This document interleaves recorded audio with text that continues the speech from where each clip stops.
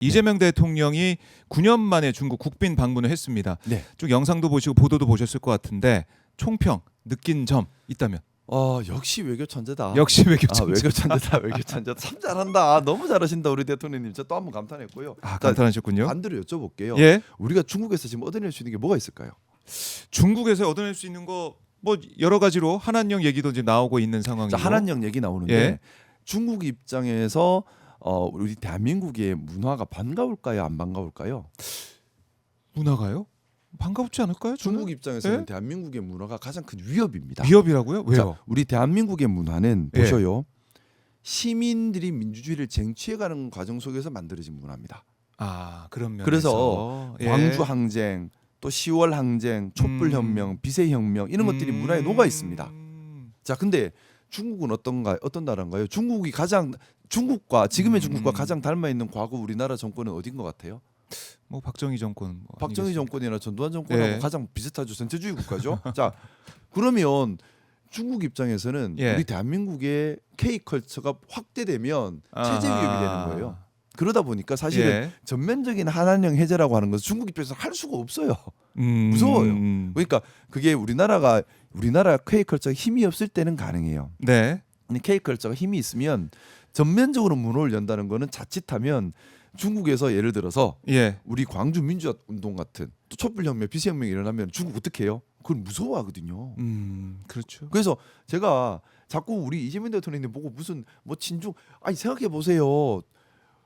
중국은 전체주의 국가고 우리는 민주주의를 지향합니다. 전체주의와 민주주의는 정반대에 있어요. 우리나라 역사를 봤을 때 가장 전체주의 유사했던 정권들은 박정희 정권, 전두환 정권, 윤석열 이런 데입니다. 가장 중국이랑 닮아 있는 정권은 그렇죠. 그쪽이에요. 예. 그래서 사실 한한령은 전면적 해제는 불가능한 거고요. 단계적으로 자체가. 중국 입장에서는 예. 자기들 체제에 위협이 되지 않는 선에서 단계적으로 음흠. 한정적으로 풀겠다고 할 수밖에 없는데 그 부분에 대해서 아젠다를 꺼냈고 큰 틀의 합의를 이뤘습니다. 그럼 이거는 할 수 있는 맥스를 채운 거죠. 그죠? 일단 또 경제협력도 마찬가지입니다. 자, 경제협력. 경제협력에 관해서 과거와 지금이 달라진 것이 있습니다. 뭐냐면 과거는 중국이 우리나라가 너무나 필요했어요. 음흠. 모든 면에서 기술도 배워야 되고 다 필요했는데 그렇죠. 지금은 반대죠. 중국에 더 이상 한국이 필요가 없습니다. 반대로 우리나라는 리스크가 생겼어요. 뭐냐? 모든 면에서 너무 많이 중국에 의존을 하고 있습니다.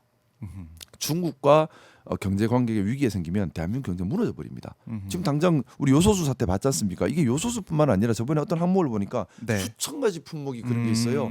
중국과 단절돼서 공급이 끊기면 경제가 마비돼 버리는 항목이 수천 가지입니다. 네. 자, 그러면 우리 입장에서는 경제를 활성화시키면서 동시에 경제의 안보도 지켜야 되는 문제가 생기는 거예요. 활성화만 좋은 것이 아니라 동시에 경제 안보도 지켜야 되는 두 가지를 같이 해야 됩니다. 네. 전면적 개방이 아니라 영리하게 취할 건 취하고 막을 건 막고 하는 치밀한 계산이 필요하고요. 중국도 마찬가지 그런 생각들을 할 수도 있겠죠. 중국은 도리어 문 다 열어라 할 수도 있어요. 예전에 우리가 문 다 열어라 했는데 이제 입장이 좀 바뀌었어요.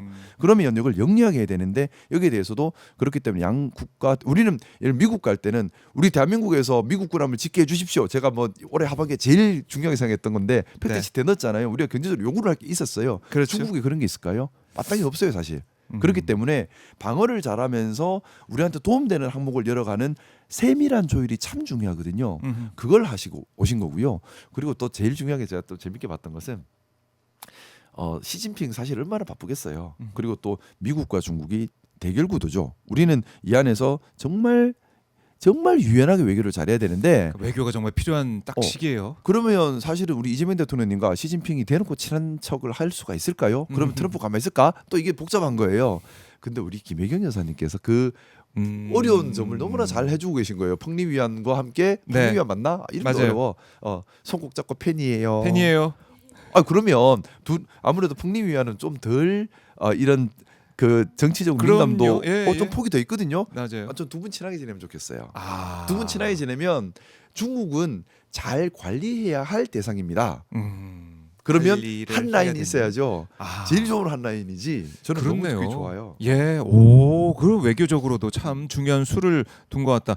그러니까 이번에 셀카 찍은 이 사진도 많이 지금 회자가 되고 있는데 예. 이재명 대통령이 중국 샤오미 폰이죠. 이걸로 셀카 찍는 모습 이것도 참 인상적이더라고요. 이 중국을 셀카. 존중해 준다는 거죠. 아. 중국의 성과를 인정하고 존중해 준다. 그리고 중국은 체면을 매우 중요하게 생각하는 나라입니다. 예, 중국의 체면을 세워준 거죠. 그렇네요. 이게 실리 실리 외교예요. 그러면서 우리가 필요한 걸 요구하는 거죠. 그러니까 잘하고 이게 계신 겁니다. 경주에서 선물 받은 그 전화기 예. 폰이다 보니까 예. 그 선물을 내가 이렇게 쓰고 있다, 잘 쓰고 있다. 그거 가지고 또 이 셀카도 찍고 사진 찍는다. 야, 이거 대단하지 않습니까? 그렇죠. 그러면 이제 저 가지고 중국에 예, 지금 시진핑의 보여드리고 있습니다. 영상. 시진핑의 얼마나 그 자기는 위신이 올라가는 일이겠어요. 그러니까 이 선물로 이렇게 저 중국에 와서 시진핑 할아버지가 저만이 웃는 거 본 적 있어요.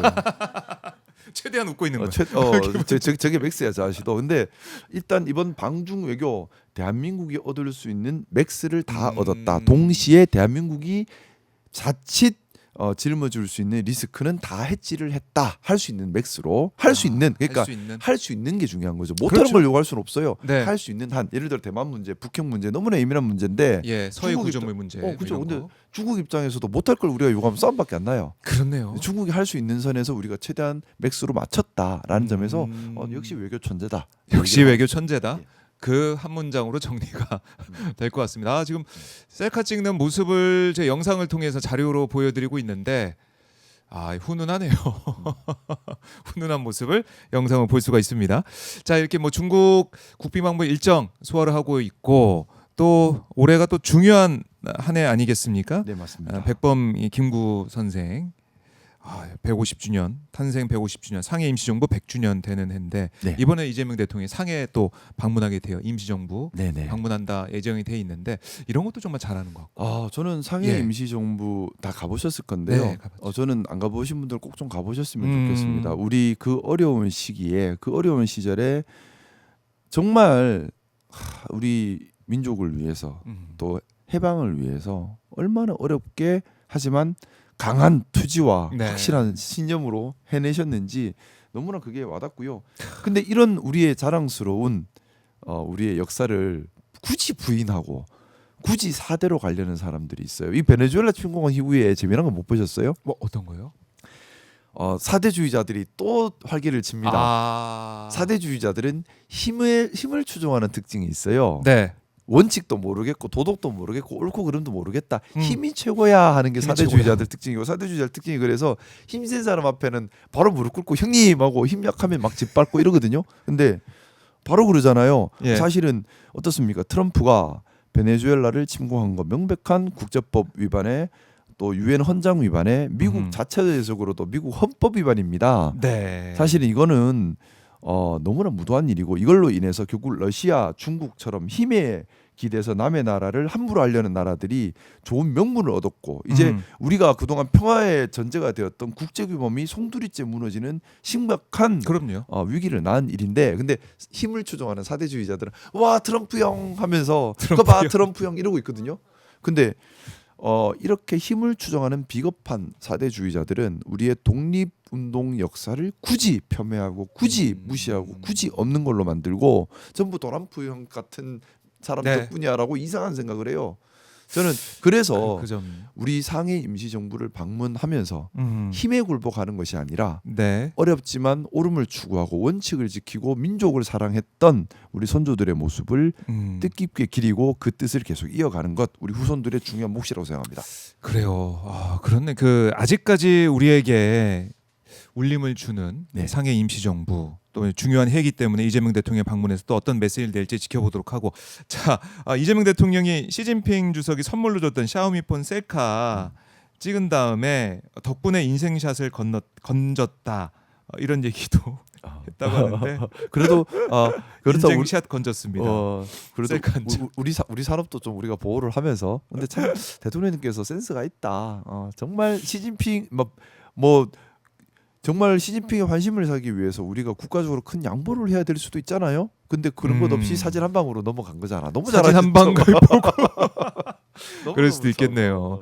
잘하셨어. 그러니까 만약에 윤석열이었다면 아마 반대로 했겠죠. 거기 이런 가서. 모습이 없었겠죠. 이게 만나러 가고 이런 게 없었겠죠. 그러니까 생각해서 반대로 했다면 굳이 우리나라 국산폰으로 사진 찍고 난 다음에 기분 나쁘게 해서 실질적으로 많은 걸 내주고 또 오면 뭐 하는 거예요, 그죠? 그거는 외교가 아니죠, 그거는. 그거는 네.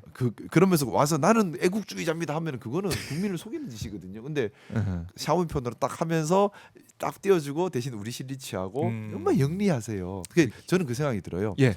김대중 대통령님은 정말 큰 어른이셨고 아, 품이 큰 어른이셨고 예. 노무현 대통령님은 정말 용감한 원칙주의자셨고 음. 우리 이재명 대통령님은 정말 영리한 실용주의자다.